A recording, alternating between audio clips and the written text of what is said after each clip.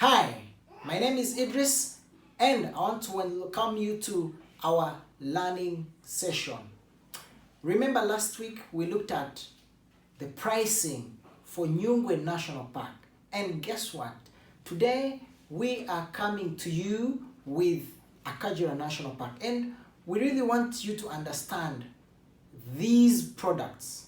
We will also come to Uganda and we'll be looking at the pricing of each national park in Uganda. But case study today, we are looking at Akagera National Park, right? This time round, are you able to sell Akagera National Park the right way? Remember, Akagera is a wildlife park, home to the Big Five.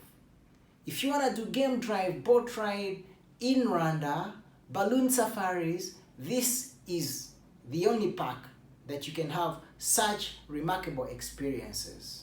Okay, without wasting your time, let us look at the pricing guide, and this is 2023-2024.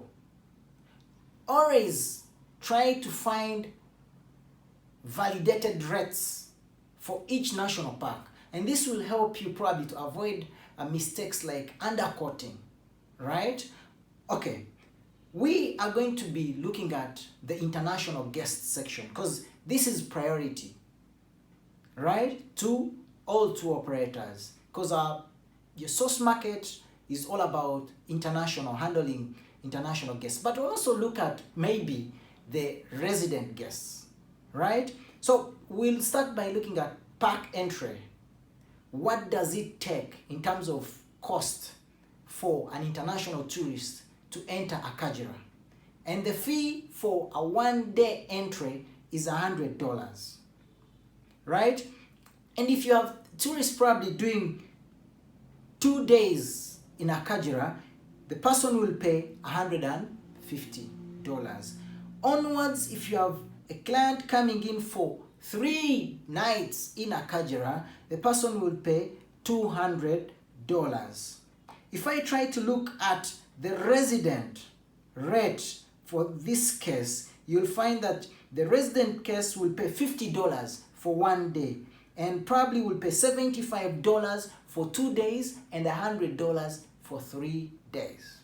We've got international children. Probably a child in Akagera is someone who is between 6 to 12 years.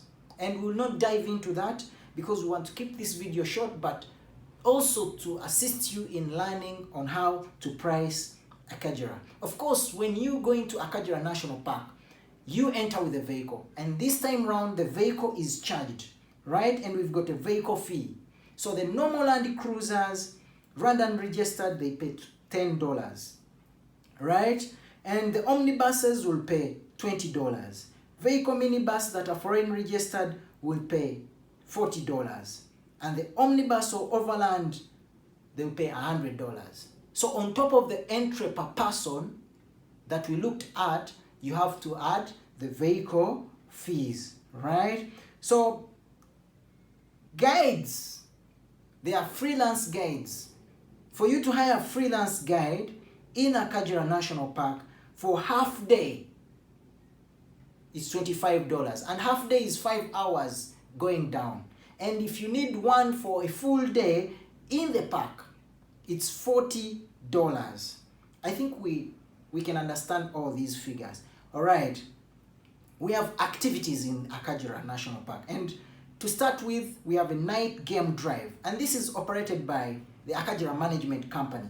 So you're using their vehicle. Per person is $40. All right, we've got fishing. Fishing is $25. Boat trips, scheduled morning boat trip per person is $35. And sunset is $45. And we've got private boats that are non-scheduled. The charter ones, you want it at any time. This is a private, a group of not more than 11 people, it's $180.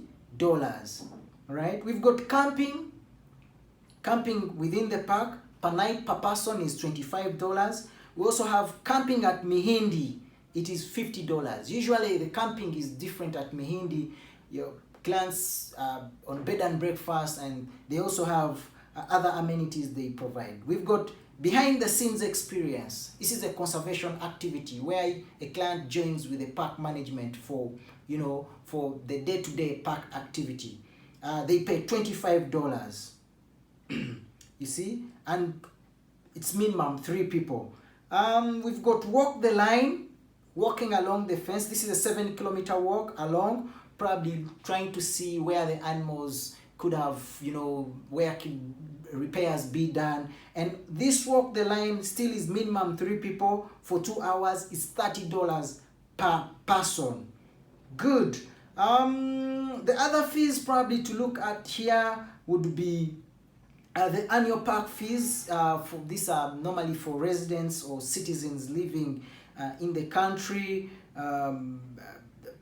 those working within the country and their residents.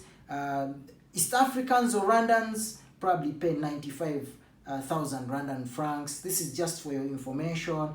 Couples pay 150,000 Rwandan francs. A single pass for a resident pays $300. So pretty much Akagera has more to do. Maybe the other remarks that you need to take in here would include to understand who a child is. And here is someone who is 5 years and below, and that is free of charge.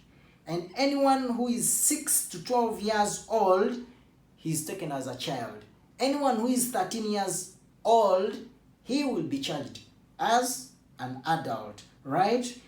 We've got boat trip schedules, and these are the timings if you want to really know. 7:30 to 8:30 a.m., 9 a.m. to 10 p.m. These are hourly scheduled boat trips. 3 to 4 p.m. and 4:30 to 6 p.m. is a sunset. If you remember, it was $45 per person.